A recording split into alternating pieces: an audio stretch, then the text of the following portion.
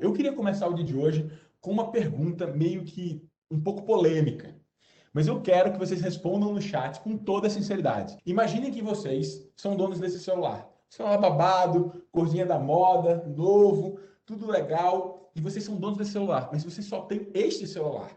Este é o último celular da vida de vocês. Imagina que vocês não vão mais ser capazes de comprar um outro celular, ninguém mais vai vender esse celular para vocês, vocês não vão mais poder pegar emprestado celular algum, vocês não vão poder nada que vocês imaginar, roubar, furtar. Eu sei que ninguém faria isso aqui, mas imagina que você não pode pegar o meu para usar um pouquinho. É o último celular da vida de vocês.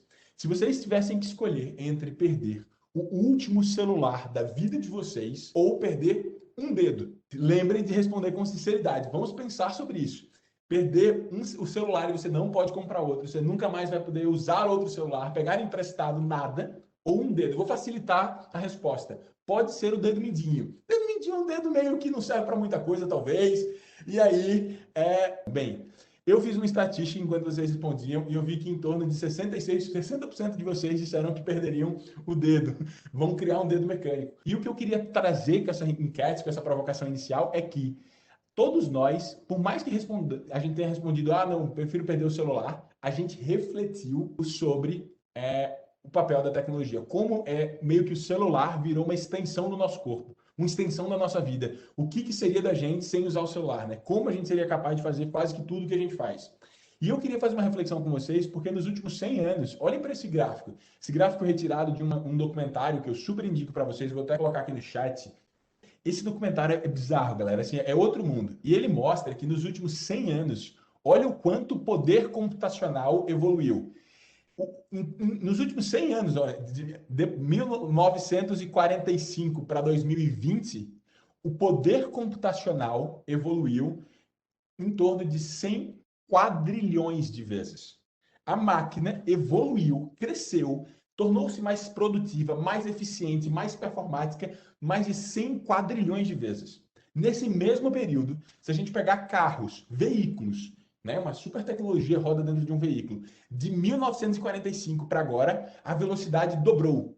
Então, enquanto na máquina ele multiplicou por 100 quadrilhões, o carro multiplicou por 2 e nós, seres humanos, não evoluímos praticamente nada. Praticamente nada. Dá para acreditar nisso? Beleza. O que eu quero provocar com vocês com isso? Enquanto nós, seres humanos, a gente ainda está num paradigma muito linear.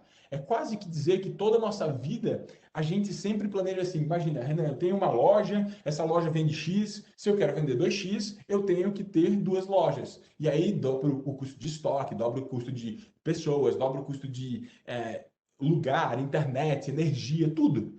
Pensa agora no mundo da educação, que é um mundo que eu vivo muito. Meu pai foi professor por mais de 40 anos e ensinou 19 mil alunos. Nós, do Gravidade Zero, temos quase 500 mil de alunos em um ano. Em um ano. Enquanto meu pai, em 40 anos, ensinou 20 mil alunos, nós, em um ano, ensinamos quase 500 mil de alunos. Então, enquanto a gente está numa pista linear, onde a gente traz para a nossa vida essas ferramentas, essa mentalidade, essa postura, essa utilização de estratégias de crescimento lineares, enquanto a gente não cria gênios digitais, enquanto a gente não ativa, não se abre para isso, a gente está muito linear.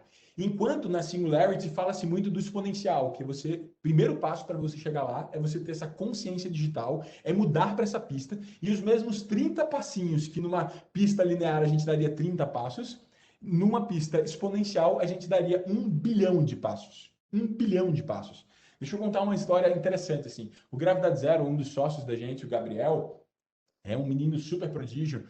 Quando a gente estava se conhecendo num dos primeiros eventos, eu fui fazer uma palestra para um evento para ele, chamado Talk a Bit, e eu fiz uma proposta para a galera, disse assim, como a gente arrecada 1 bilhão de reais, galera? E eu disse para a galera que era muito fácil arrecadar 1 bilhão de reais. Eles disseram que eu era maluco de dizer, como é que você consegue, Renan, arrecadar 1 bilhão de reais? E a lógica por arrecadar 1 bilhão de reais é mais ou menos assim. Imagina que a Valéria chega para mim e diz assim, Renan, eu fiz uma coisa boa para você. Aí eu vou, Valéria, deixa eu te agradecer por isso.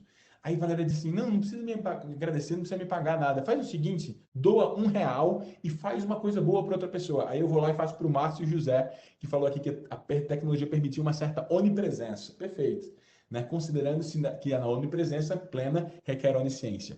E aí eu faço uma coisa boa para o Márcio. Quando ele vem me agradecer, eu digo, Márcio, passa adiante para o Alex. E isso continua acontecendo. Quando a gente chegar em 30 pessoas, a gente doou R$ 30. Fez um impacto super de boa. Beleza. Quando a gente faz isso, e muda agora, vou mudar uma coisa. A Valéria fez um bem para mim e para o Márcio. Ela fez um bem para mim e para o Márcio. E quando a gente foi agradecer, ela disse assim: faça o seguinte, doe o mesmo R$ 1, mas faça o bem para mais duas pessoas. E peça para ela fazer a mesma coisa. Ao mudar de uma pessoa para duas, os mesmos 30, o mesmo X na equação ser 30, chega a 1 bilhão. E foi assim que eu me conectei com o Gabriel e assim que muito da nossa história começou, só para mostrar para vocês como a gente, quando muda essa mentalidade, quando a gente abraça a tecnologia, olha quanta coisa não se transforma. E o ponto é que essa velocidade de mudança, cada vez mais jovens as empresas nascem e mais cedo elas chegam ao tal unicórnio, que é o valor de mercado de US$ 1 bilhão. Então, se a gente olhar hoje, o principal banco da América Latina, um dos mais premiados, é o Nubank, que é um decacórnio, é uma empresa de mais de US$ 10 bilhões. E ela nasceu ela é muito mais jovem do que praticamente qualquer outro banco que a gente bem conhece. Essa velocidade da mudança está acontecendo coisas muito bizarras. E hoje, o dia de hoje, eu quero começar atualizando vocês das coisas malucas que estão acontecendo. Alguém aqui, responde no chat para mim, já ouviu falar de NFT? No mundo da arte, no mundo físico, a gente conseguia dizer assim: ah, Renan, esse álcool em gel é de Renan. Eu tinha propriedade sobre isso. E todo mundo podia saber que esse álcool em gel era meu. Mas se eu tivesse um álcool em gel digital que eu tivesse postado no meu Instagram, qualquer pessoa podia pegar uma foto desse meu álcool em gel. É uma coisa que não dava para ter controle de propriedade no mundo digital. Era uma coisa muito frágil. E através de blockchain, que eu sei que vocês estão ligados aí em blockchain, porque o Além da Hashtag traz esse tipo de conhecimento para cada um de vocês, no blockchain eles conseguiram trazer a garantia que aquele ativo digital, aquela foto do Instagram é Nilson. Então Nilson é o dono dessa foto ali, Affirmations número 1. E ele compra, e se alguém comprar do Nilson, fica registrado quem foi o primeiro dono, quem foi o segundo dono, e você tem essa consciência. Você vai dizer, Renan, mas por que alguém vai comprar uma coisa digital que você não consegue tocar, que você não consegue pegar, que outras pessoas podem tirar um print dessa coisa digital? É uma coisa muito louca que está acontecendo no mundo, mas só para mostrar para vocês o que está rolando. Este foi o NFT mais caro da história, vendido pelo maior valor da história.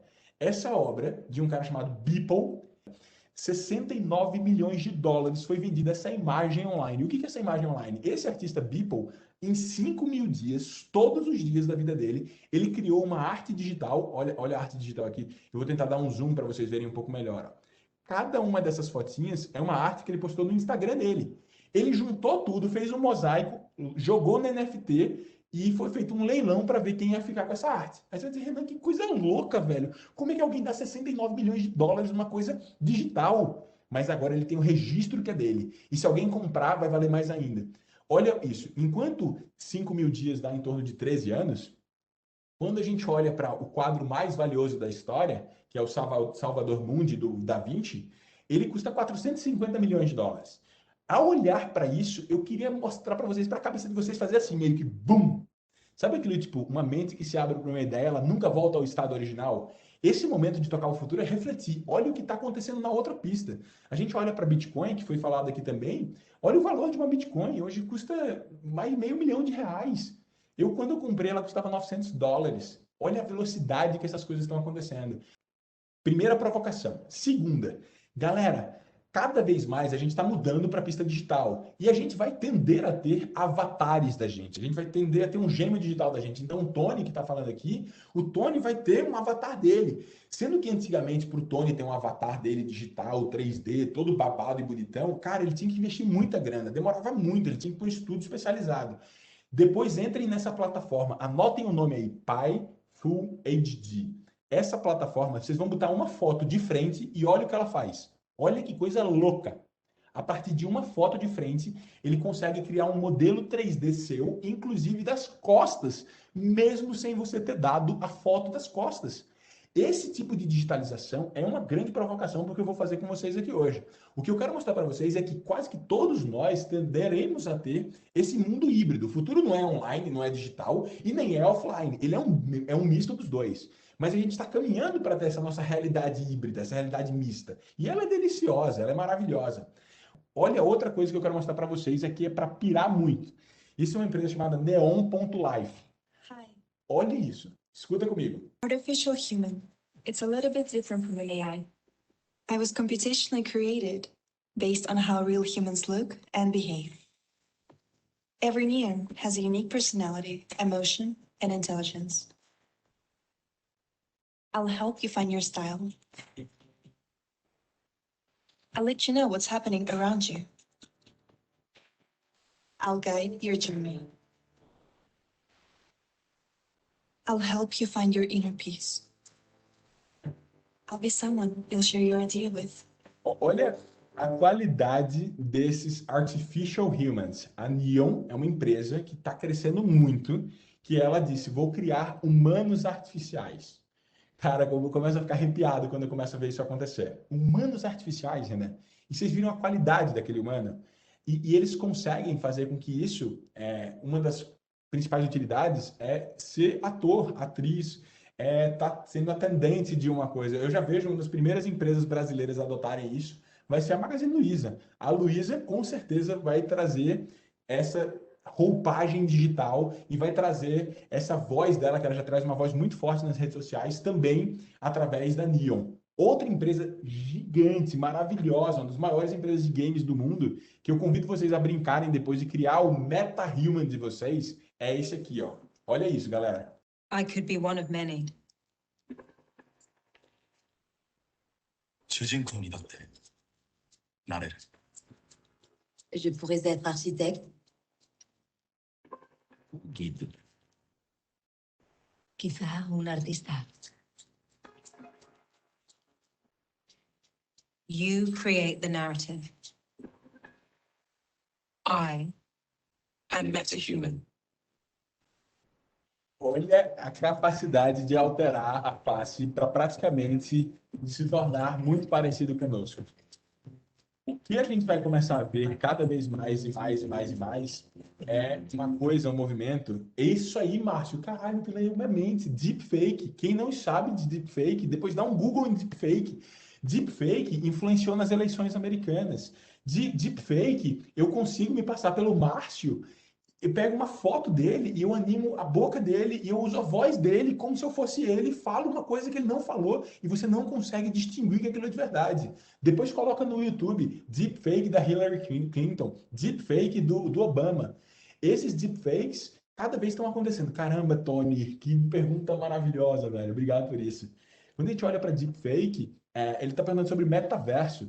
Metaverso, eu acho que a primeira introdução ao metaverso é a gente ter essa realidade paralela dentro desses digital humans. Cada um de nós ter essa nossa realidade. Um filme que eu indico para vocês, eu acho que isso vai acontecer muito, Tony, é um filme que eu indico, chama Jogador Número 1. O Jogador Número 1 é quase como se a nossa realidade aqui na Terra, a gente tivesse feito tanta cagada enquanto sociedade, tanta coisa errada, que a gente se distanciou tanto da nossa realidade, ficou tão ruim, que a gente tem que viver em metaversos para ter realidades as quais a gente almeja, a gente deseja. E o impressionante é que esses metaversos, eles estão trazendo sensações reais.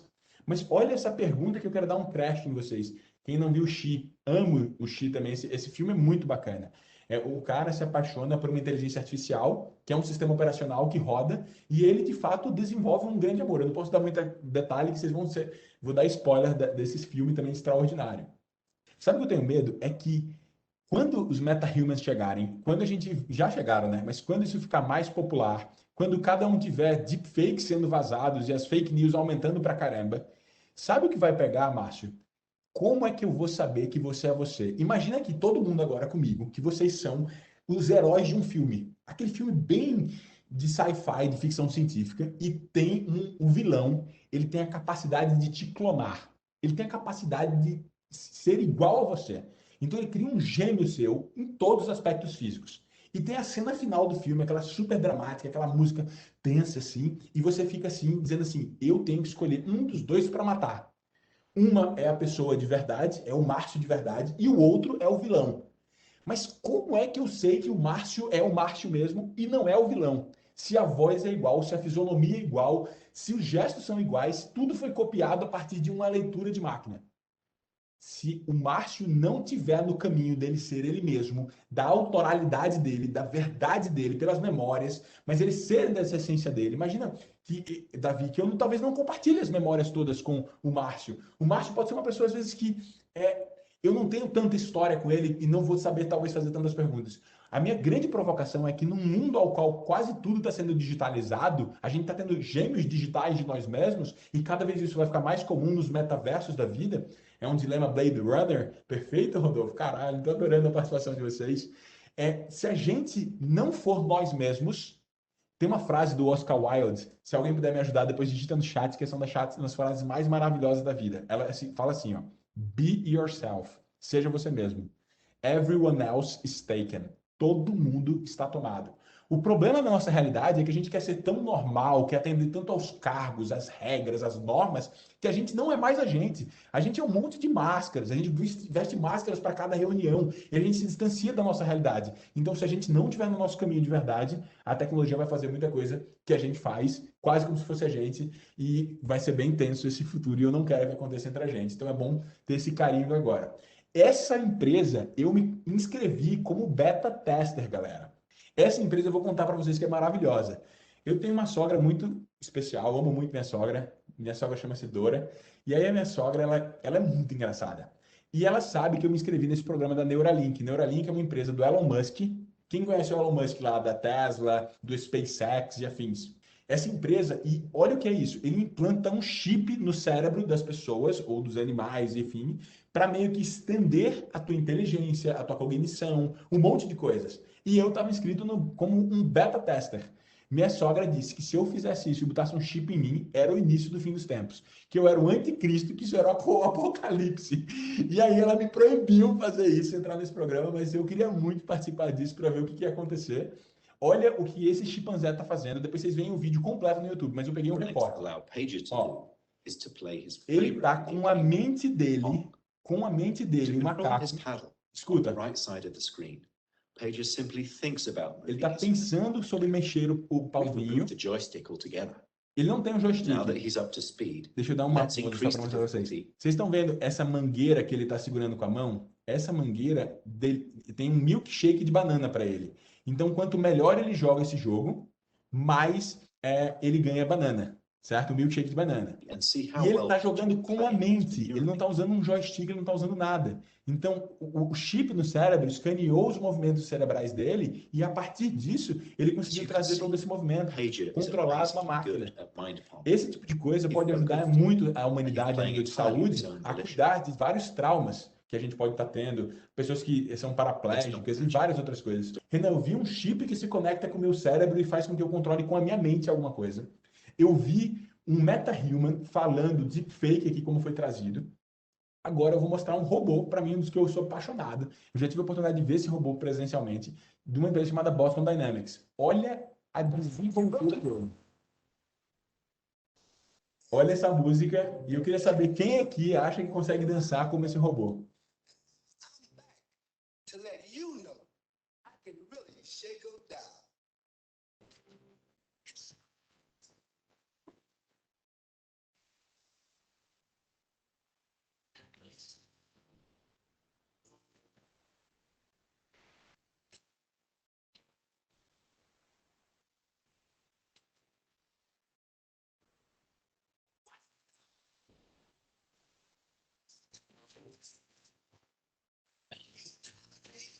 Olha agora, vai chegar os amiguinhos. Olha esse passinho é babado, hein? Esse passinho não é qualquer pessoa, não. Galera, eles estão reagindo em tempo real à música. Isso não é pré-programado.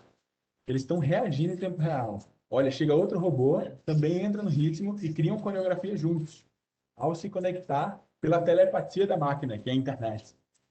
Olha onde a gente está chegando. E aí, a gente vê tudo isso acontecendo e eu queria trazer uma reflexão importante para a gente. Esse vídeo aqui é extraordinário e eu quero provocar algo muito profundo em todos vocês. Eu estou trazendo a importância da autoralidade em cada um, da autenticidade, da jornada do ser de cada um por causa da onde a tecnologia está indo. O ponto é que a gente acha que a gente está no controle sobre a nossa vida. A gente tem essa sensação. Mas olha, esse também é o dilema das redes, e olha essa tirada que eu trouxe para vocês. Nunca na história da humanidade, 50 designers, ó, de 20 a 35 anos na Califórnia, tomavam decisões que impactavam 2 bilhões de pessoas espalhadas no mundo inteiro através das redes sociais. O que eu quero dizer para vocês é que não é que a gente é influenciável, que a gente já é controlado, que o nosso pensamento é manipulado, que tudo está sendo jogado com algoritmos. Não é que a gente vai ser, a gente já está sendo. A gente vive numa prisão que a gente não tem consciência que a gente está nela, mas a gente está totalmente viciado nisso aqui, a gente está dependente nisso aqui. Uma expressão que eles falam nesse filme que é brilhante, e eu quero que vocês levem essa reflexão para a casa de vocês, para a vida de vocês. A tecnologia é muito importante como um meio para a gente ser mais humano e tudo mais, mas só existem 2 indústrias no mundo que chamam seus clientes de usuários: a de tecnologia e a de drogas. A gente está de uma forma que a gente não consegue ficar offline, a gente está toda hora conectado, a gente não tem mais presença. E presença é estar presente, é um puta presente. E se a gente está sendo dessa forma, controlado, manipulado por 50 designers, 50 engenheiros de dados e algoritmos com computadores quânticos, é uma briga injusta. A gente não está ganhando essa briga. E ele traz nessa série, nesse documentário, a Tainara também curte muito ele, a Letícia excluiu as redes sociais. Eu não excluí as redes sociais, Letícia, mas eu tirei todas as notificações do meu celular, porque eu quero estar no controle da minha vida. Eu quero, pelo menos, tentar só usar quando eu sentir de usar. E olha essa frase que ele retira de outro filme maravilhosa. Truman Capote. We accept the reality of the world with which we're presented. Nós aceitamos a realidade do mundo que nos é apresentado. E a realidade do mundo que nos é apresentado, ela é manipulada hoje, já há uns 5 a 10 anos, por algoritmos, e ele cria realidades para cada um de nós para fazer o que a gente quer. Essa realidade, a gente está competindo com elas. O Elon Musk, ele traz assim, nos próximos 10 anos, se sua empresa não for uma empresa que usa inteligência artificial, ela não vai mais existir. Essa pista ela é muito importante. Então, isso é muito louco. Ao mesmo tempo, a gente tem que ter consciência enquanto ser humano para a gente saber não ser dominado por isso. A gente também tem que usar isso para poder acelerar, catalisar nossos negócios e também ser mais humano. É um dilema difícil, mas é importante a gente ter consciência. Então, dentro desse dilema, eu queria que a gente se perguntasse: será que de fato a gente está sob controle da nossa vida? Esse falso controle, e controle é uma palavra do francês que diz contra o rolê, contra o fluxo, ele talvez não seja a pista que a gente deveria estar indo. A gente deveria estar indo uma pista muito mais natural, né? O Davi botou aqui, porque temos, me inclua a sensação que é uma competição real virtual. Usar elas no mesmo time ou time se completando não é mais saudável? Concordo, acho que é um balanço entre as duas. É saudável usar um pouco dos dois, mas a gente não está conseguindo controlar esse balanço, controlar esse equilíbrio. E depois, quem assistir esse documentário, vocês vão ver que se o Davi passar 2 horas sem mexer no celular, eles vão mandar uma notificação para o Davi voltar para lá. E ele sabe exatamente qual notificação vai chamar a atenção do Davi. Então, é muito louco o que está acontecendo. E tudo isso, para mim, volta para uma coisa. Quem é Davi? Quem é Renan? Exatamente. Não nos proporciona o tempo de volta ou o futuro. Mas, Renan, só para te dar uma provocação também. No curso da Singularity, mais de 100 empresas, mais de 100 C-levels eu conheci que tinham empresas de estender radicalmente a vida, ou seja, a não morte.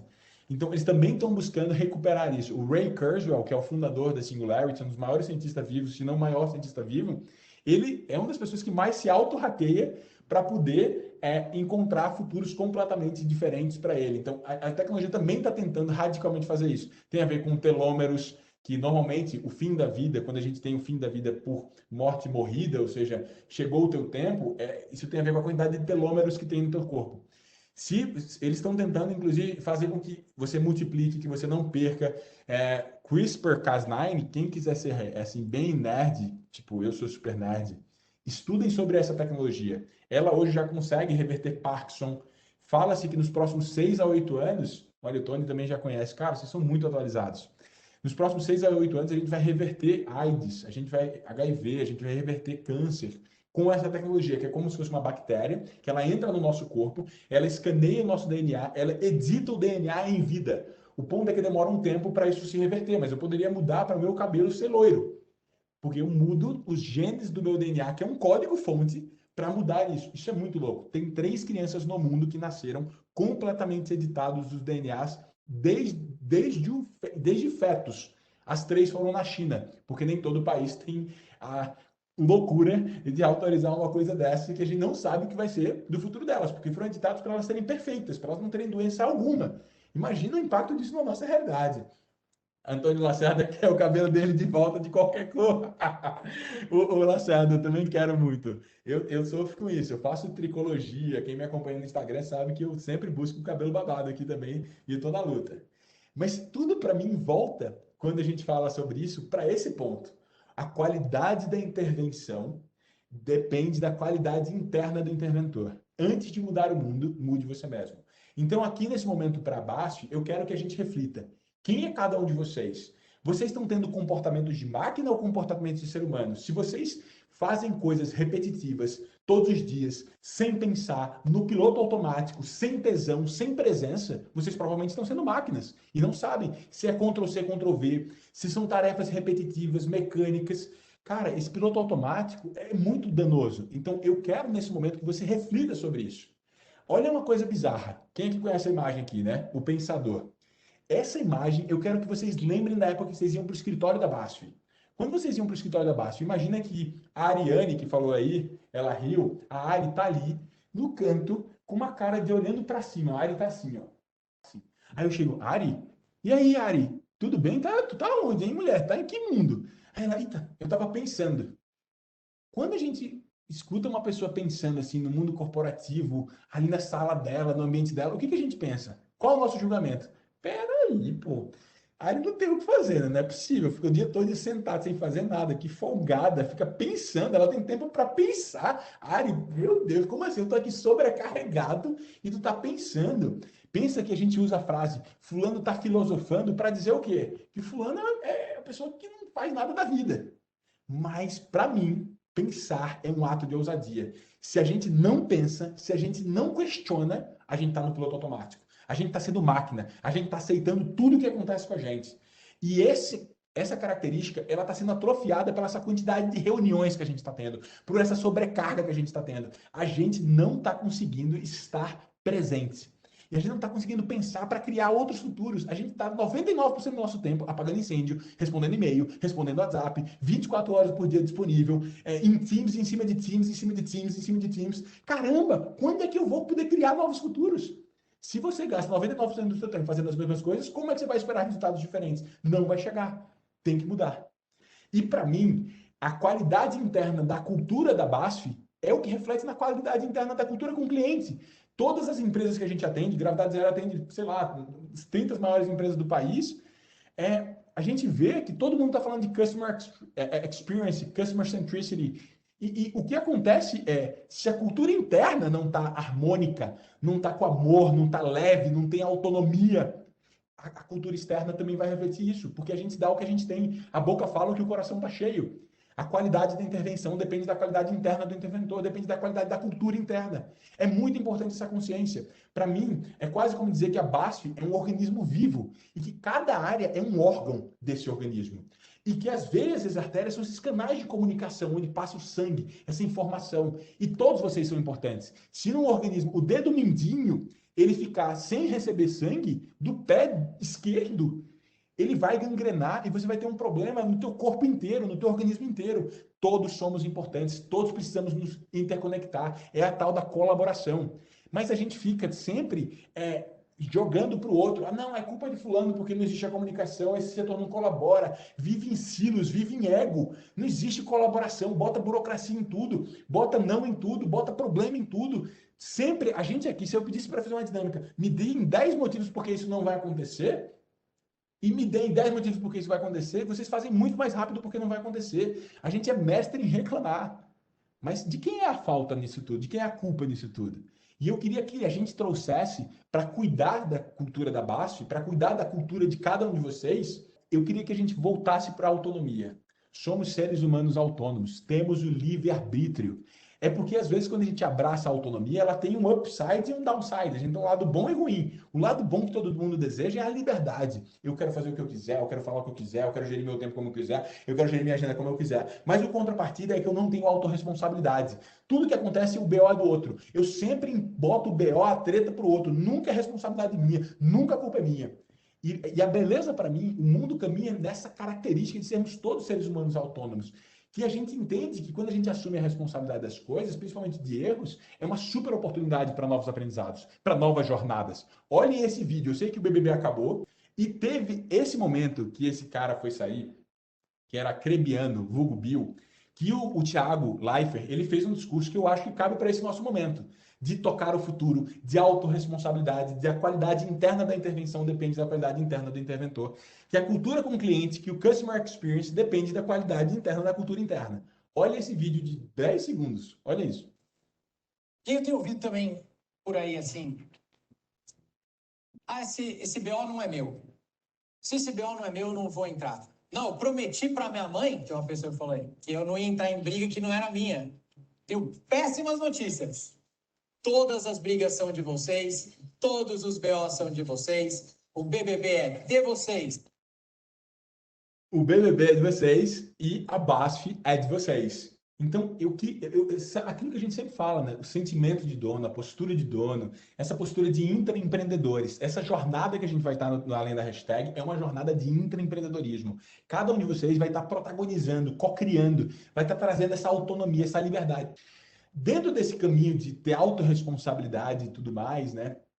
Eu queria olhar um pouco com vocês para essa pergunta. Eu queria que vocês de novo escrevessem no chat. Quem aqui, então, quer ser mais eficiente em 2021? Por favor, responde para mim aqui no chat. Eficiência é coisa de máquina. Marina Lugoboni falou no privado, por isso que vocês não viram. Eficiência, galera, é coisa de máquina. Ineficiência é coisa de ser humano. Tem uma das frases mais antigas da humanidade. Errar é humano. Na pista de tocar o futuro, na pista da inovação, o inovador, ele é um traidor. Ele é um traidor da tradição. O inovador, ele é um traidor. Ele é um traidor da tradição. Se você não estiver incomodando ninguém, você não está inovando. O caminho para a inovação é o caminho de fazer coisas pela primeira vez. É o caminho de errar. É o caminho de ousar. E a ousadia do adulto, enquanto da criança ela se manifesta livremente e naturalmente, a do adulto só se manifesta a partir dele se conhecer de verdade. Então, amanhã, a gente vai se tornar centauros no sentido de a máquina é eficiente e nós somos ineficientes. Quem aqui, se eu perguntar quanto é 2 vezes 2? Todo mundo vai responder rápido, 4. Quanto é 2.245,4 vezes 32,7? Quem é que vai responder na mesma velocidade de 2 vezes 2? Ninguém. A máquina vai. Alguém já viu o calculador errar? Não. Errar é humano. A gente tem que se incomodar. É isso aí. Então precisamos incomodar muito ainda para vivermos melhor, Ricardo. É isso. E alguém falou no meio do caminho aqui, eu li, eu adorei isso. O problema não é o problema. O problema é como a gente resolve o problema. E um problema grande, ele não é um problema grande, ou não era um problema grande, ou ele é um problema pequeno que você deixou por muito tempo no teu sapato, aquela pedrinha, ou ele é um acúmulo de problemas pequenos. Então é sobre resolver nossos BOs, o de todos nós, o da BASF, porque nós somos a BASF. Essa consciência ela é muito importante a gente trazer para a nossa vida. E essa jornada pela eficiência, imagina que antes, Edivan, eu chegava assim, Edivan, velho, tu é uma máquina, irmão. Tu achava o máximo isso. Mas essa pista pela máquina, o que está acontecendo com nós, seres humanos? Falem para mim se não é verdade. A gente está beirando burnout. Quase todos nós, nessa pandemia, a gente está sobrecarregado. E a gente tem que entender que o burnout, ele não é uma medalha de honra, não. Não é legal o cara dizer assim, eu tirei um ano sabático da minha vida, mas nos últimos 10 anos tu não conseguiu tirar 10 dias seguidos de férias. Burnout, a gente tem que parar de glamourizar o overworking. Tem que ser saudável, tem que ser equilibrado. Essa pista, ela é muito, muito importante. Então, ao buscar ser máquina demais, eficiente demais, a gente está buscando ser o burnout. Porque na transformação digital, a gente está acelerando. Mas nós, seres humanos, lembrem-se, a gente está desacelerando. A gente vai falar disso já já. Mas essa imagem, ela mostra um dos estudos mais recentes de Stanford, que entre as nossas reuniões de time, se a gente tem 10 minutos de break entre uma e outra, olha como fica o nosso cérebro. azulzinho leve. O vermelho, ele fica sobrecarregado, ele fica exausto, ele perde a criatividade, ele perde a imaginação, ele perde a presença, ele fica impaciente. A qualidade interna fica ruim e o que a gente coloca para fora também é ruim. Então, a gente acolher isso é muito importante. Nesse momento, a gente tem que ter essa consciência. E, para mim, para isso acontecer, cada vez mais a gente tem que sair de uma pista de ficar também, deixar de se comparar com o outro. Às vezes essa hipereficiência é porque parece que a gente está num jogo finito, e não é o jogo da vida, competindo a todo momento com todo mundo, se comparando. Ah, eu estou me comparando com o Tony, eu estou me comparando com o Edvan, eu estou me comparando com a Rê, eu estou me comparando com o Edson. A comparação, talvez eu não saiba a fórmula da felicidade, mas a da infelicidade está na comparação. E, para mim, quando a gente fala de disrupção, a disrupção do ser é a autenticidade, é a autoralidade. Se você é quem você de fato é, você é disruptivo na tua essência, na tua existência. Você é incomparável, insubstituível, inimitável. Mas você tem que parar de se comparar, tem que parar de competir. E a vida inteira da gente, a gente aprendeu o contrário disso. É bizarro isso, é bizarro isso. Mas quando a gente acolhe isso, a gente vê que na colaboração, a palavra colaboração, que talvez seria o oposto da competição, da comparação, da competição, ela significa acolher o trabalho dentro do coração. Ela significa colar o trabalho dentro do coração. Ela significa trabalhar juntos com o coração. Então, olha como é outro mundo. Sendo que na nossa vida a gente não aprendeu a fazer isso. A gente não aprendeu a colaborar. E para a gente fazer isso que eu estou provocando e que vocês vão entrar nessa jornada, o que vocês vão primeiro precisar aprender é a desaprender. Afinal, os analfabetos do século XXI não são aqueles que não sabem ler ou escrever, são aqueles que não sabem aprender, desaprender e reaprender. Talvez uma palavra-chave desse nosso momento é o desapego. Palavra essa que contém a palavra ego. Enquanto a gente estiver apegado a tudo que nos trouxe até aqui, a todas as fórmulas e tal, a gente não vai conseguir criar novos futuros. A gente não vai conseguir tocar o futuro. A gente não vai conseguir protagonizar e ser arquiteto do futuro ao invés de vítima. Sim, together everyone achieves more. Eu quero trazer uma reflexão sobre o que está acontecendo com as grandes empresas. Olha empresas como Nokia, Kodak, Xerox, EMI, Sears. Está vindo uma onda tão forte, veio uma onda tão forte que quase todas elas afundaram e as que não afundaram diminuíram. O tamanho, e elas estão fazendo isso sem em tese errar. Elas não fizeram nada de errado e mesmo assim elas estão perdendo. E esse declive suave, ele vai se tornando mais íngreme até que ele se torna um abismo. E a gente não percebe que a gente está caminhando para esse abismo, porque a gente está fazendo exatamente as mesmas coisas esperando resultados diferentes.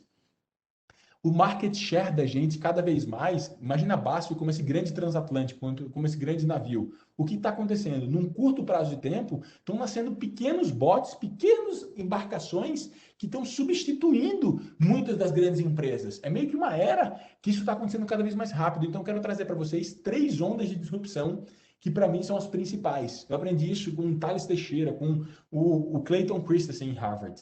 Olha que coisa louca isso para vocês, assim.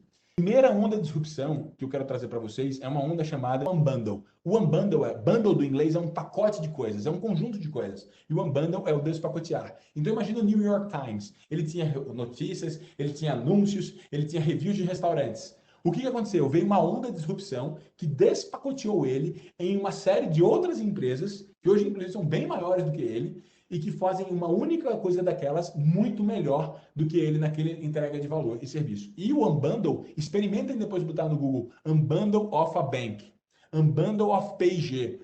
Vocês vão ver que o Unbundle está acontecendo em todos os setores, em todos os segmentos. São as fintechs, são as edtechs, são as healthtechs, tudo esse tipo de coisa está acontecendo e esse Unbundle vai chegando. E isso é importante a gente estar de olho nisso. Vocês que são indústria também, é muito importante acolher a segunda onda, que é uma onda chamada disintermediation.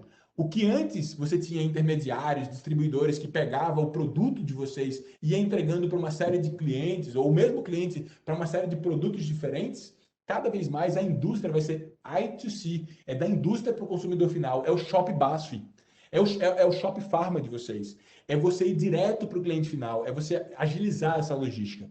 E quando isso acontece, todas essas empresas, elas vão chegando mais perto do cliente. Blockchain, Ricardo, perfeitamente. Essa desintermediação está acontecendo cada vez mais veloz e mais presente. E a terceira onda de disrupção é uma onda chamada decoupling. Essa é uma onda que muitos talvez nunca ouviram falar. Ela está acontecendo, por exemplo, quando a gente olha para uma cadeia de valor de consumo, né, na vida da gente, a gente tem lá, primeiro você avalia o produto, depois você escolhe, depois você compra, depois você consome e depois você descarta. O que está acontecendo é muito de cada cadeia de valor dessa está sendo desacoplada. Então, nascendo players especializados em cada uma delas. E isso vai acontecer em todos os nossos segmentos. Não vai ser diferente na BASF. Então, é acolher essa desintermediação, esse decoupling, esse desacoplar dessas cadeias, porque isso vai acontecer mais e mais. Então, o que a gente vai entrar agora na jornada da BASF, agora chegando para entrar nesse nosso novo mundo, enquanto a BASF ela é enorme, e é maravilhosa ela ser enorme, é difícil ela trazer inovações disruptivas, criar futuros sem referências. Porque é difícil sair do oceano vermelho de crescer 10, 20, 30% ao ano, 50% ao ano, para crescer 10 vezes ao ano.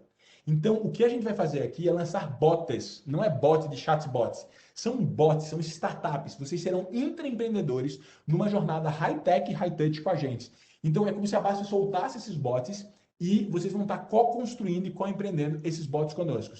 E esses bots, para mim, são reflexos dessa era que a gente vive, essa era Davi versus Golias, onde esses bots, cada vez mais, têm um poder, um valor de mercado tão grande, às vezes, quanto a nave-mãe, quanto a embarcação principal, o transatlântico, um navio gigante. E é muito legal, porque esses bots que a gente vai estar construindo, eles vão estar sintonizados com os principais problemas de cada uma dessas áreas que a gente vai estar atuando. A gente já tem 5 bots juntos. Então, enquanto o navio tem uma série de qualidades, ele é mais estável, experiente, ele é mais resistente, robusto, ele tem muito combustível, então ele vai muito longe, ele aguenta muito tempo em alto mar, ele tem muito cliente, tripulante, colaborador, tudo. Ele carrega carga muito mais pesada, isso são todas as qualidades de um navio, eles, porventura, eles não conseguem ser um bot. O bot ele é muito mais rápido, ele pivota, ele muda de direção, ele não tem inércia, ele não tem burocracia, ele não tem hierarquia, ele funciona como um só, tem muito mais engajamento, muito mais união, são pequenos times, são squads, são tribos, tem pouco tempo até acabar o combustível, então tem que fazer acontecer o resultado em 3 meses, não tem planejamentos a longo prazo, eles são leves, eles mudam de curva, de direção a qualquer momento muito fácil. Se tudo der errado, ele ainda consegue remar. Imagina remar um transatlântico, é impossível você fazer isso. Todo mundo faz um pouco de tudo. E se der tudo errado dentro dessa jornada, constrói de novo um outro bote, porque o tempo de construção é muito rápido e todos podem ir em busca de múltiplas terras firmes.